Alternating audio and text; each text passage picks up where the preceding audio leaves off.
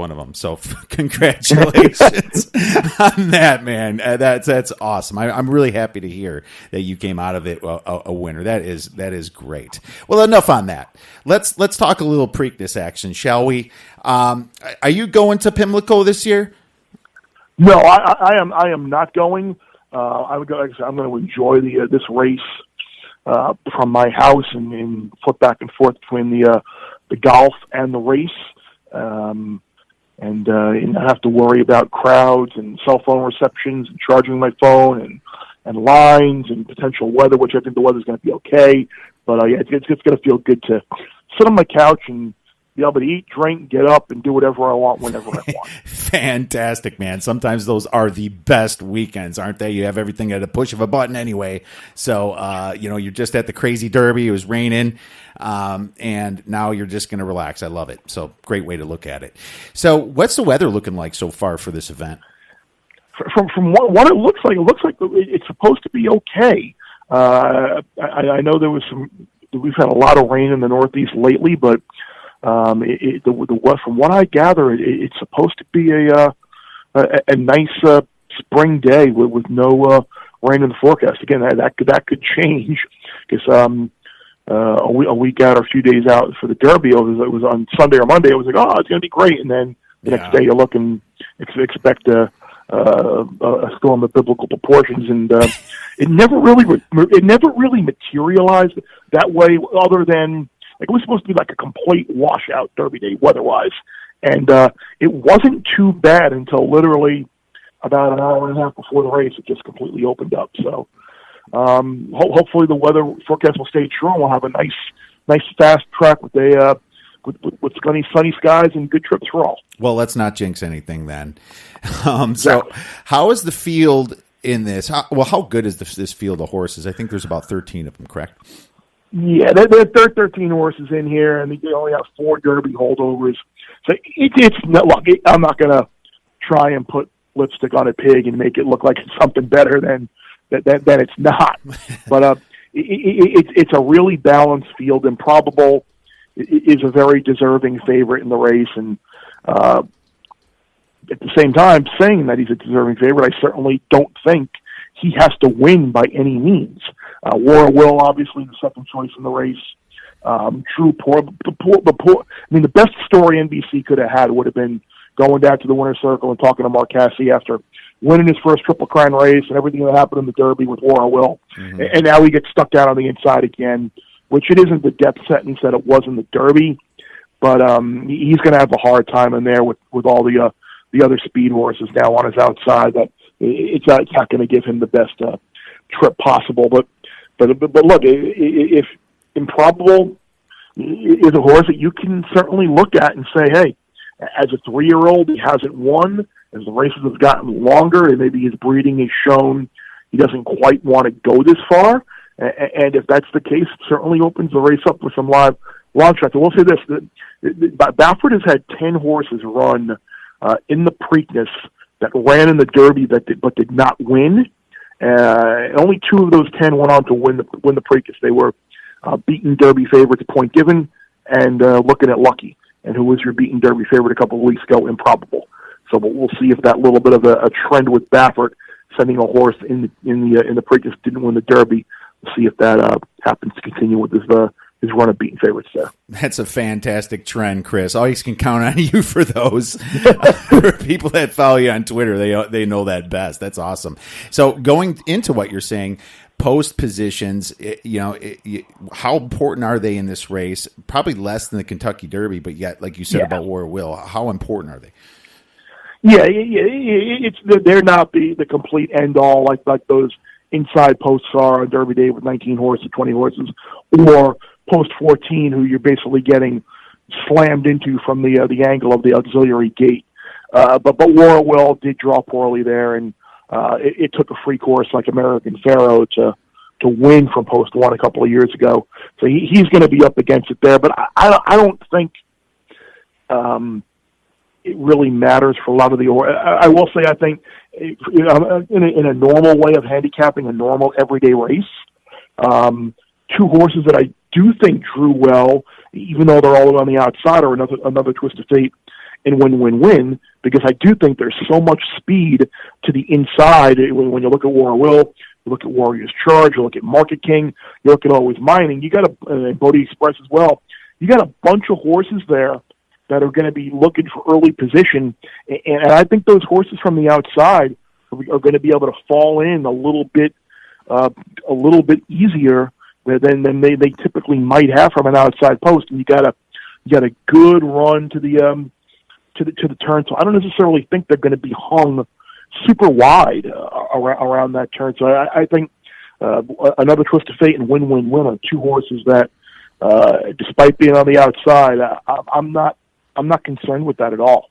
And I was high on Win-Win-Win for the Derby, and I wonder if the jockey should have pressed him earlier or not. I can't remember if he had a good path, during this, a good trip.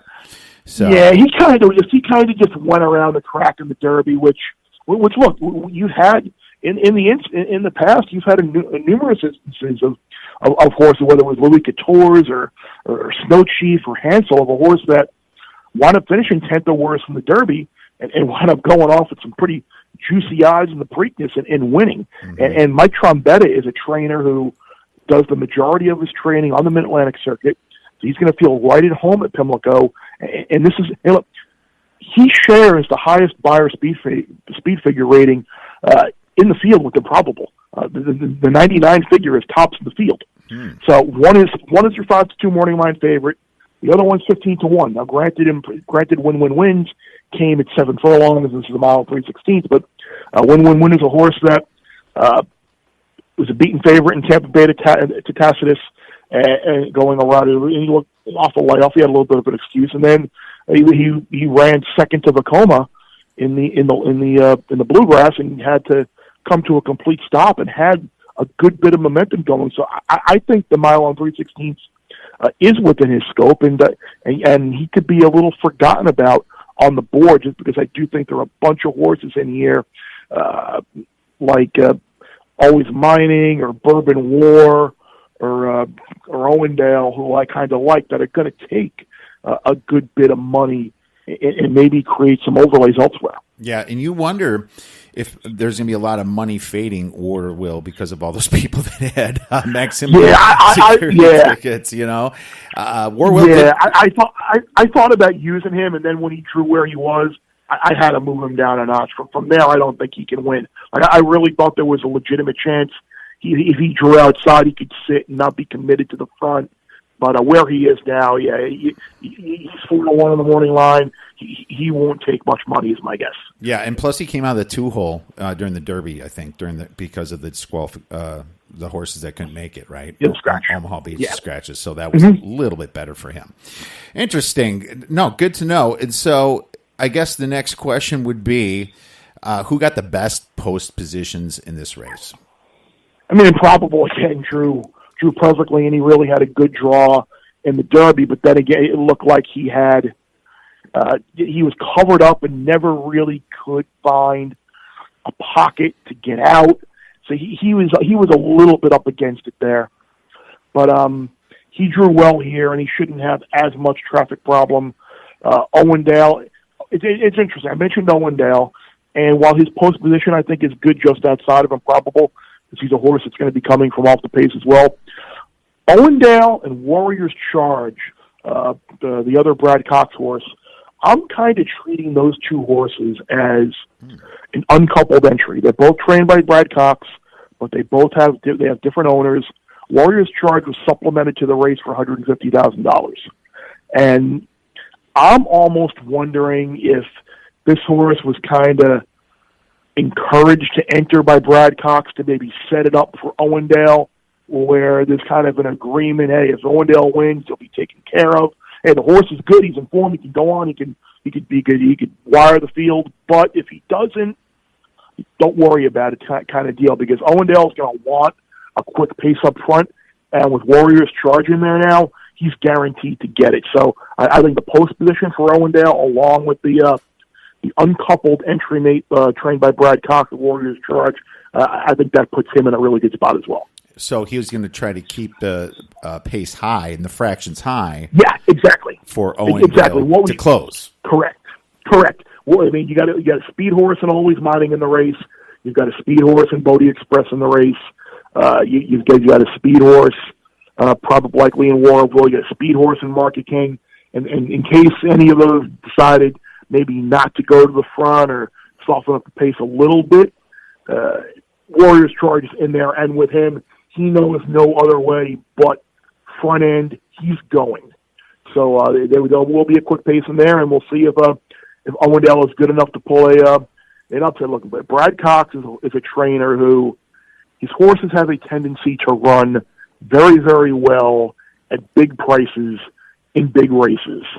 So we'll see if that little histrionics of his continue on Saturday. No doubt, and people love looking at those situations. Same trainer or same owner, are they working for each other to set one up? That love conspiracies. So it's always fun to think about, my man. Well, what kind of horse? Kind of like last year with Restoring Hope and Justify. It was clear why Restoring Hope was in the race, and there's nothing illegal about what they did. I think everyone kind of knows what went on, and I'm not saying this is going to be the same type of year where Warriors Charge was a blocking back for, because I think Warriors Charge certainly belongs in this race and is a little more acclaimed than Restoring Hope was last year. So we'll see what happens. That is so interesting, man. Well, what kind of horse is best for the 1 1/8 here? Is it the sprinters? Is it the closers? Tactical speed? What are you thinking? Or is it? I know it matters with the fractions, but I just try to explain a scenario or situation.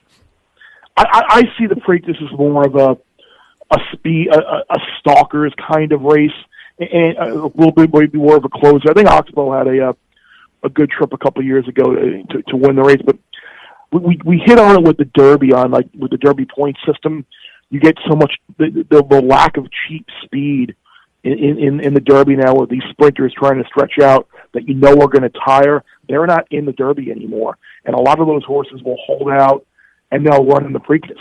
So that's why you got some horses in here that are a lot more cheap speed, and I think because of that, you get these horses that tire, you get faster fractions, and it does set up for horses that will be either just off the pace or closers from well off the pace. So that's why I would take a look at a horse like Owendale, or a horse like Another Twist of Fate, or a horse like Win Win Win, or even a horse like Cyclaman to hit the board, because I do expect it to be fast, and I do expect some of these horses from off the pace to have a good chance at either winning or at least hitting the board. Well, for who's going to be the front runners in this race for most of the race? Obviously, who's these sprinters?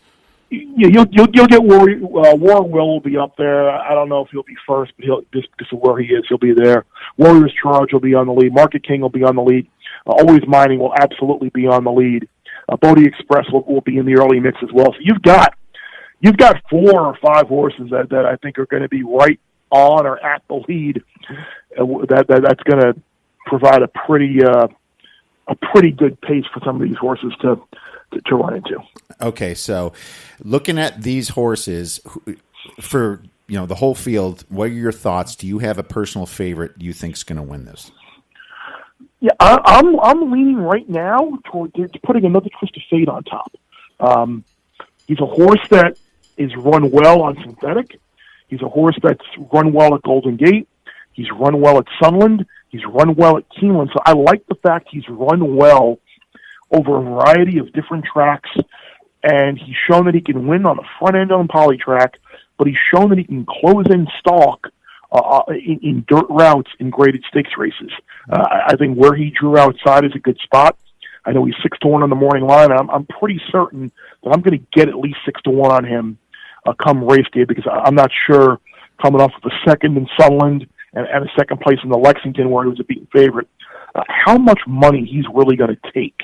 So I think Another Twist of Fate is a horse I'm really going to use on top. The way I'm going to attack the race is most likely use Improbable, key him first, second, and third in trifectas in one of the spots. Then in one of the other spots, I'm going to use Owendale, I'm going to use Another Twist of Fate, and I'm going to use Win Win Win. And then in the other spot, I'm going to hit the all button on a wider ticket, and then on a shorter ticket, I'll throw out Market King, I'll throw out Always Mining, I'll throw out ever fast, and just to try